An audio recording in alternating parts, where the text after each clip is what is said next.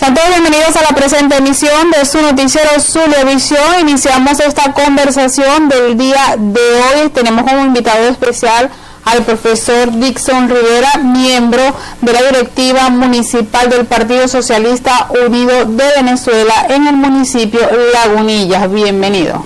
Bueno, muchas gracias por la invitación. De nuevo me enorgullece estar acá en esta planta, que como te he dicho en otras ocasiones, es una institución pues, que está ya, forma parte pues, del patrimonio histórico-cultural de nuestra costa oriental del lago.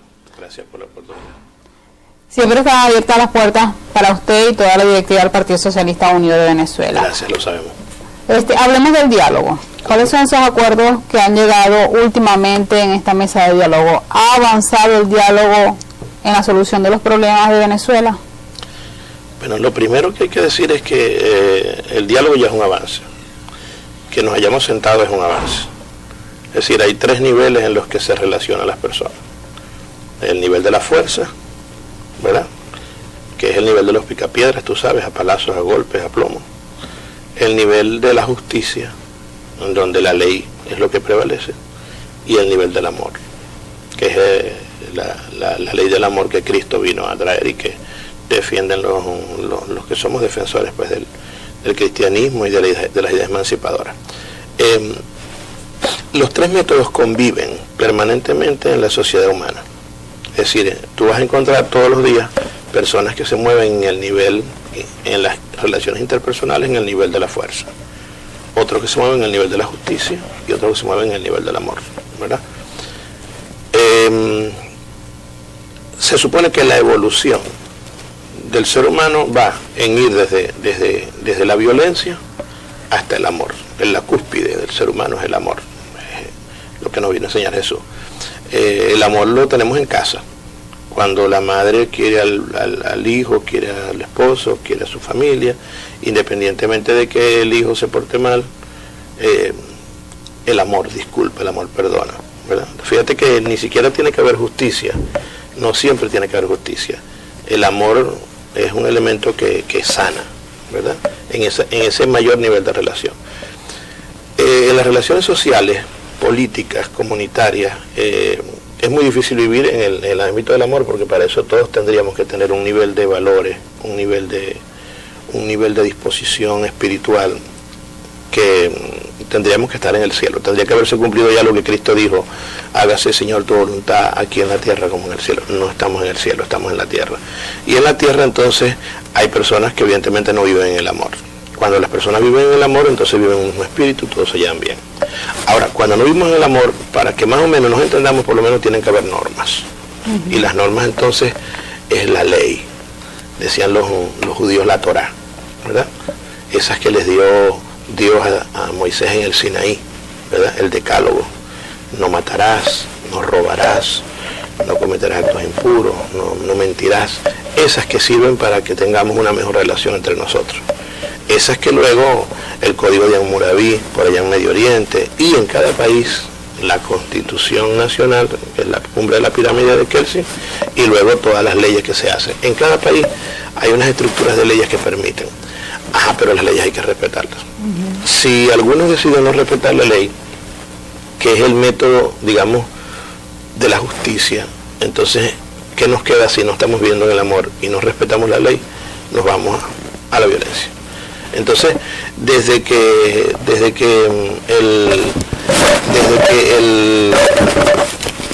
la revolución bolivariana llegó al país, evidentemente, el sector que nos adversa no ha sido un buen contendor democrático, no ha aceptado las reglas del juego, las reglas de la legalidad, que decían que bueno, el que va a la elección y gana tiene que respetar los tiempos, ¿verdad? Y entonces nosotros hemos ganado, de las últimas 22 elecciones, hemos ganado 20. Y bueno, la oposición ha ganado 2.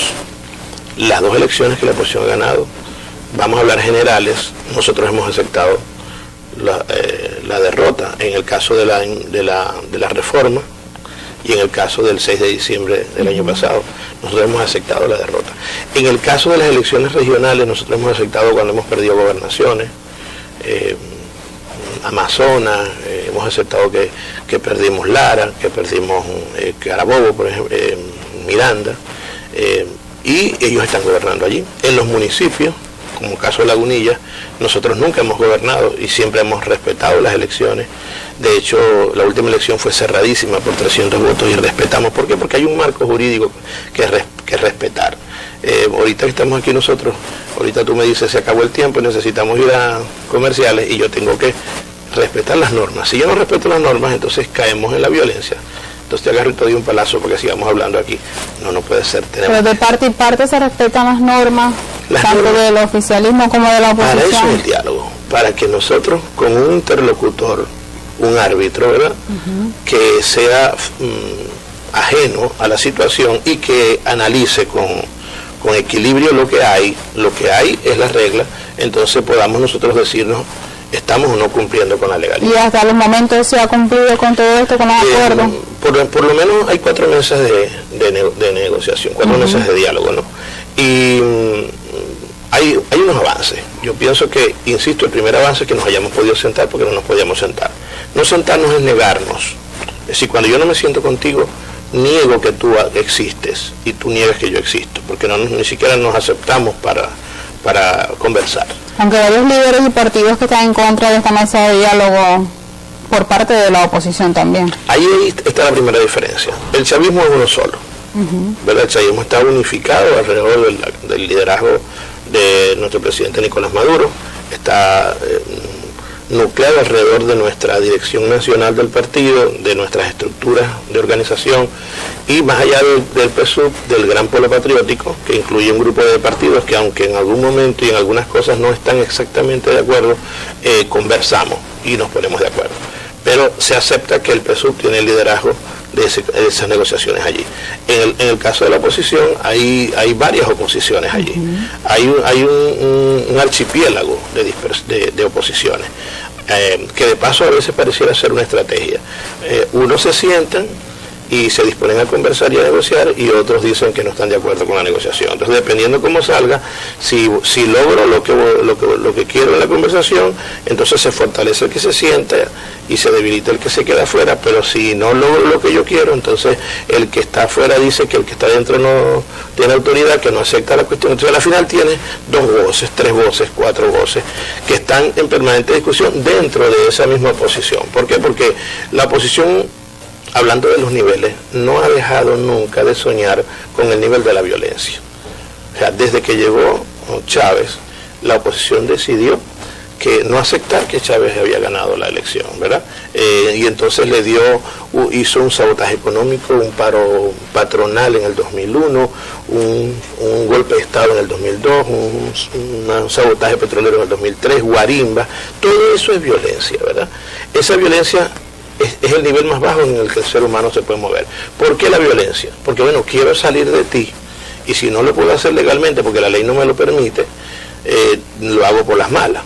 Es decir, lo primero que tenemos que desechar es la violencia como mecanismo, porque la violencia es el arma de los que no tienen la razón. Nos tenemos que sentar en el ámbito de la legalidad. En el 2004, después de mucha violencia, Chávez aceptó, y después de que la oposición cumplió con unos requisitos, Chávez aceptó ir a un referéndum revocatorio. Y en el referéndum revocatorio pasó a ser un referéndum reafirmatorio, porque Chávez ganó avasalladamente 15 de agosto del 2004 ese proceso. Ese proceso le dio estabilidad al país durante 2004, 2005, 2006. En el 2005 Chávez va a la elección y en el 2006 vuelve a ganar. Y duramos 20 y pico de trimestres de crecimiento, porque la estabilidad política favorece el desarrollo económico. El país llegó a producir 500,000 de carros en el 2005, en el 2006, el carro familiar. Había una bonanza económica. ¿Actualmente hay estabilidad económica? Evidentemente que la situación de la guerra económica es parte de la violencia. O sea, la violencia es holística, es integral. Un componente de la violencia es la violencia física, pues, el asesinato de personas, los 43 muertos de la salida, el paramilitarismo importado de Colombia, uribista, el tema de la inseguridad, la promoción de la inseguridad, el tema de la inseguridad como un elemento que favorece la desestabilización, pero hay otras variables, otros componentes. Está el componente económico, el dólar Cúcuta, el dólar Today, que no tienen ningún asidero económico real, pero que lo utilizan para desestabilizar.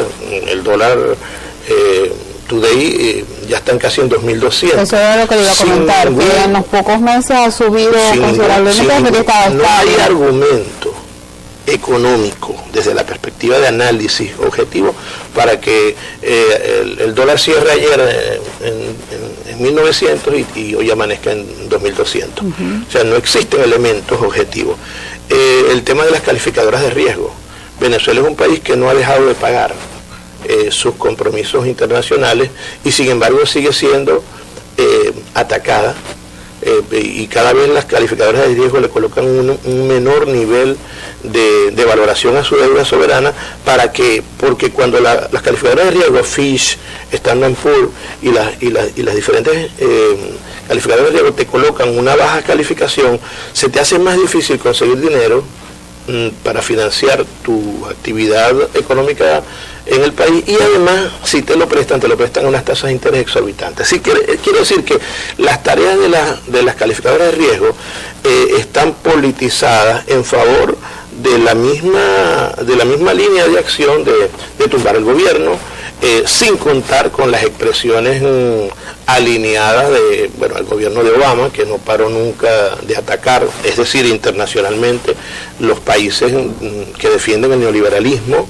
Entonces atacaron fuertemente a Venezuela, sin contar las alianzas transnacionales con los multimedia de las fuerzas poderosas de las transnacionales, que están alineadas también en un mismo discurso, y que esto tiene un poco que ver, el choque de esas líneas de acción tiene un poco que ver no solo con Venezuela, porque eso sucede en Venezuela y eso sucede en otros países, pero acaba de suceder en Estados Unidos. ¿Qué planifica el gobierno para combatir esta crisis y esta guerra que ustedes llaman esta guerra económica? Sí, el gobierno está montado en una transformación del modelo económico, ¿verdad? Nosotros tenemos un modelo económico rentístico, ¿verdad? Rentístico que se origina en la transformación de la Venezuela agraria del siglo XIX a la Venezuela petrolera. A partir de 1914 nosotros comenzamos a ser exportadores de petróleo y progresivamente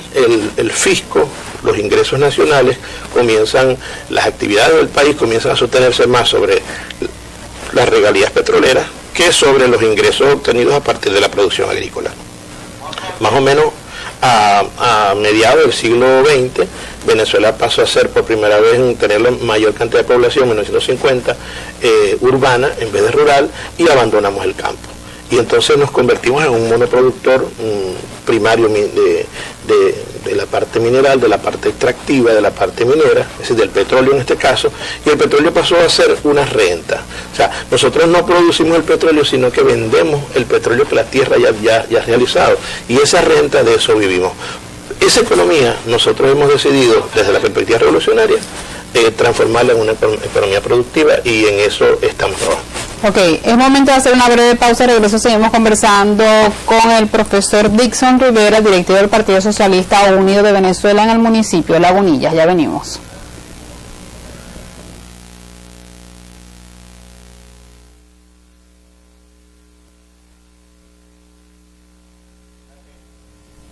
Seguimos conversando con el profesor Dixon Rivera, directivo del Partido Socialista Unido de Venezuela en el municipio de Lagunillas. Hablábamos de la renta petrolera y de los ingresos de Venezuela. ¿Usted cree que ahora que el presupuesto se basa más que todo en impuestos que pagarán los venezolanos y las empresas, aumenten más los productos, aumente más la calidad de vida de los venezolanos?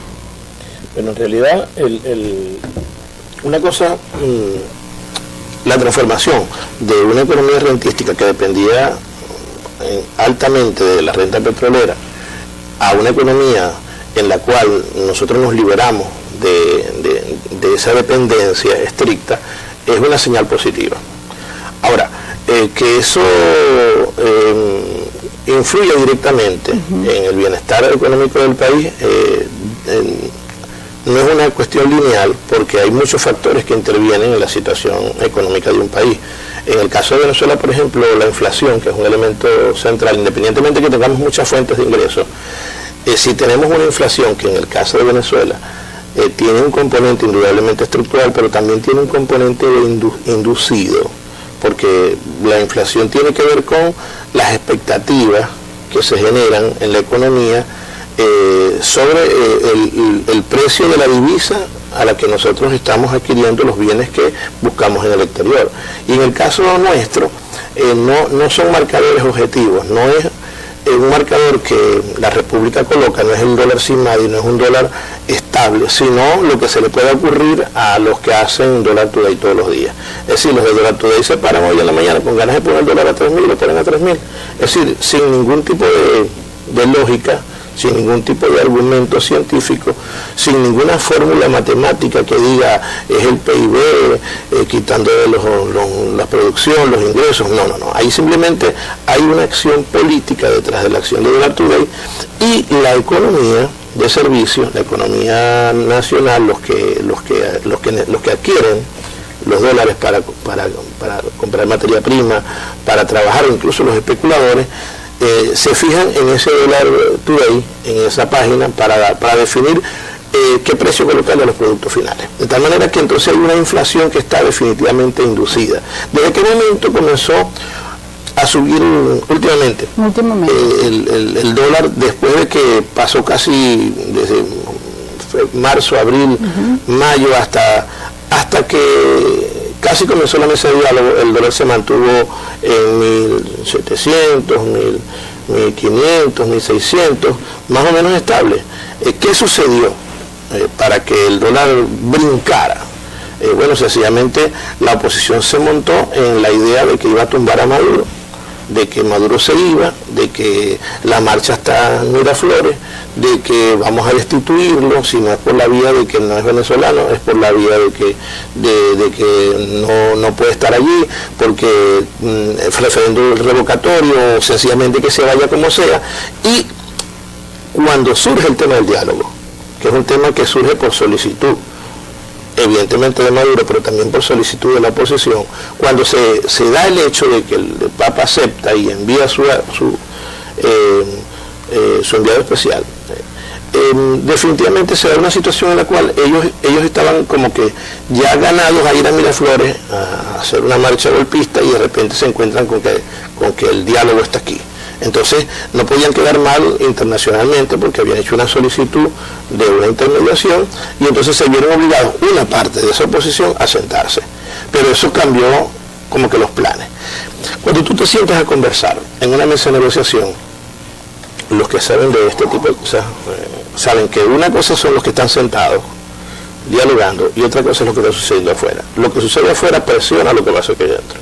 Entonces, de alguna manera, ellos están convencidos de que la calle, la activación de la calle, las protestas, el agravamiento de la situación económica, es decir, el aumento del dólar, entonces, ¿qué produce inmediatamente? Una indignación general de la gente, produce que no te alcance el dinero, porque aun cuando el gobierno hace un gran esfuerzo y vuelve a subir el sueldo y vuelve a subir las estatiques, entonces inmediatamente ellos actúan con Dollar Today para que ese dinero que se sube en el salario de aumento que hace el gobierno se vuelva a salir agua, ¿verdad?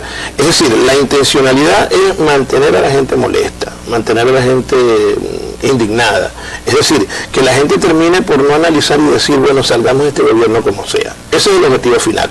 Ahora, es una cuestión realmente macabra, porque no están dañando solamente a los chavistas, es decir, el gobierno hace un gran esfuerzo. Cuando el gobierno aumenta el sueldo de los trabajadores venezolanos, no lo hace solamente con los chavistas, lo hace para todos los trabajadores venezolanos. Cuando aumenta las estatiques, cuando acaba de tomar decisiones sobre los jubilados, los pensionados, lo está haciendo para el bienestar de las personas más débiles en esta sociedad. En cambio, cuando la oposición toma la decisión coordinada, porque además en la mesa de negociación hubo algunos acuerdos, la última decisión que se tomó, hubo algunos acuerdos, y en esos acuerdos ellos aceptan que hay una guerra económica, aceptan que sí hay una guerra económica, que sí hay un saboteo económico, ¿verdad? Y bueno, después salieron diciendo que no, que ellos no entendieron eso, pero si tú te sientas y firmas conmigo un documento donde decimos que hay una guerra económica, porque hay una guerra económica. Después te fuiste y dijiste, los otros tuvieron desacuerdo de los que estaban afuera, pero en realidad debiste pensarlo antes de escribirlo. Aceptaste que había una guerra económica, y eso quiere decir que hay un sector de la economía venezolana y fuera de Venezuela que atentan todos los días para que el venezolano tenga más dificultades económicas. Mientras el gobierno hace un gran esfuerzo para que esta situación no se dé. Por otro lado, aceptaron, en la mesa de negociación aceptaron que no hay presos políticos, aceptaron que hay personas detenidas. Y no es lo mismo presos políticos que personas detenidas, porque nosotros defendemos que hay políticos presos. Y hay políticos presos porque han cometido delitos comunes. No es lo mismo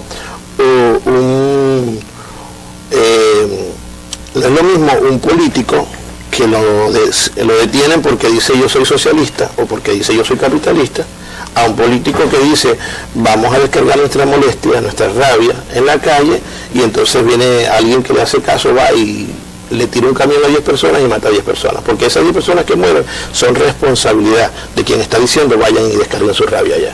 Hablando un poco de otros temas, ¿cómo analizaría usted la victoria de Donald Trump? ¿Beneficiaría o perjudicaría la relación con Venezuela?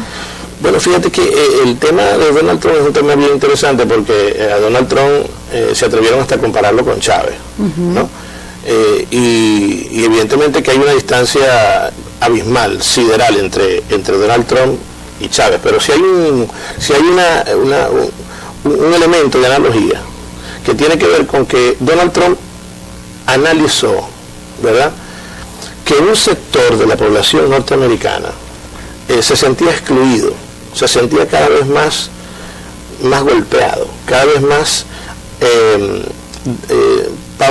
pauperizado, producto del neoliberalismo salvaje que ha venido actuando en Estados Unidos en los últimos 20, 30 años, a partir de Ronald Reagan y Margaret Thatcher. Después de la caída del muro de Berlín en 1989, el neoliberalismo asumió la posición de desarrollar las fuerzas económicas de las transnacionales en detrimento de la población norteamericana. Entonces, te voy a poner un ejemplo de un estado, Michigan. En Michigan está Detroit. Detroit era la capital de los motores. El equipo de basquetbol se llama los Pistones de Detroit. Por eso, de ahí estaba la Ford, la Chevrolet, la Chrysler. Bueno, hay un elemento que pudiera servirnos de indicador. En el equipo de los Tigres de Detroit juega Miguel Cabrera, ¿verdad? Y juega también otro grupo de grandes jugadores. Acaban de anunciar que van a desmantelar el equipo porque no tienen suficiente dinero en esa ciudad para sostener una nómina tan alta. ¿Por qué? De esa misma ciudad es Michael Moore. Michael Moore, el cineasta norteamericano, que han denunciado que en Michigan, Detroit es una ciudad fantasma, donde hay inmensa cantidad de edificios, de casas fantasmas, donde ya no hay gente, porque la gente se ha ido, porque las transnacionales decidieron sacar las empresas productoras de motores y de carros de Estados Unidos y llevárselas a países donde podían hacer maquila y a países donde podían tener una mano de obra más barata. Como la legislación laboral norteamericana le garantizaba a los trabajadores un pago más alto en dólares, ¿qué hicieron las transnacionales para beneficiarse? Bueno, se llevaron a China, se llevaron las empresas a la India, se las llevaron a Indonesia, se las llevaron a México, y entonces quedó una altísima población norteamericana desempleada. Esa población, los blancos, digamos WASP, lo llaman algunos, es el grupo de blancos con digamos, ideas tradicionales, campesinos, de bajo nivel educativo. Esos blancos creyeron en el mensaje de Donald Trump.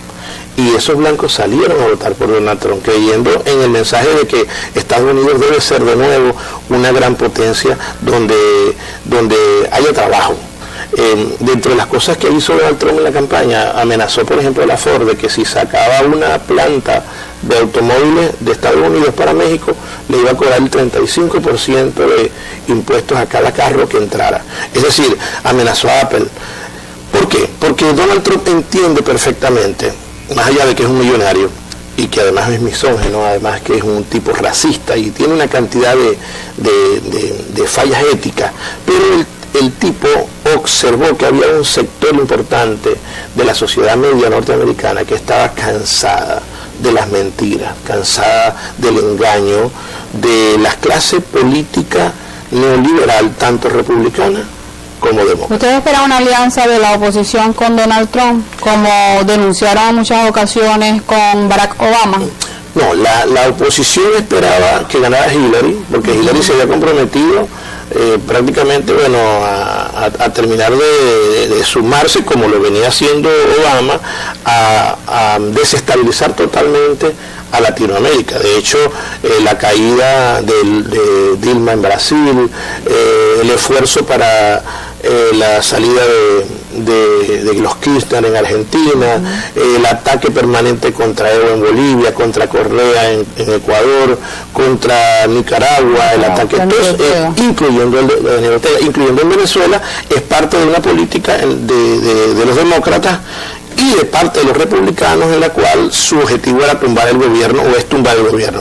Ahora, ¿qué sucede con Donald Trump? Donald Trump ha planteado, no porque nos quiera más, sino simplemente que él ha dicho que va a tratar de dedicarse más a la situación interna de su país, es decir, hacer un esfuerzo por fortalecer de nuevo Estados Unidos, y en ese sentido habían rumores de guerra, de la Tercera Guerra Mundial, porque la posición que tenía Hillary Clinton y Obama con respecto a Rusia era una posición de choque. O sea, se hablaba el ataque en Croacia, en Ucrania, perdón, y la situación de Siria y de Medio Oriente estaba candente.